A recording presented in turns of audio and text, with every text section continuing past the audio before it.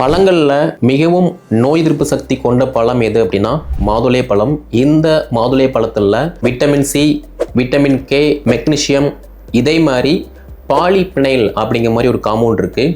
இந்த பாலிபினைல் பார்த்தோம் அப்படின்னா நம்ம உடலில் இருக்கக்கூடிய உறுப்புகள் எல்லாமே சீராக இயங்குவதற்கு பயன்படுது.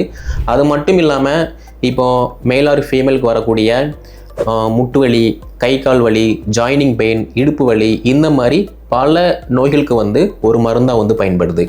ஸோ குழந்தைகளுக்கு இம்யூனிட்டி லோவாக இருக்குது அப்படின்னா மாதுளை பழத்தை டெய்லியுமே கொடுங்க. அதே மாதிரி உங்களுக்கு முட்டு வலி, கை கால் வலி, ஜாயினிங் பெயின் இருக்குது அப்படின்னா நீங்களுமே ரெகுலராக இந்த ஃப்ரூட்ஸை எடுக்கிற பட்சத்தில் எல்லாமே சரியாகும்.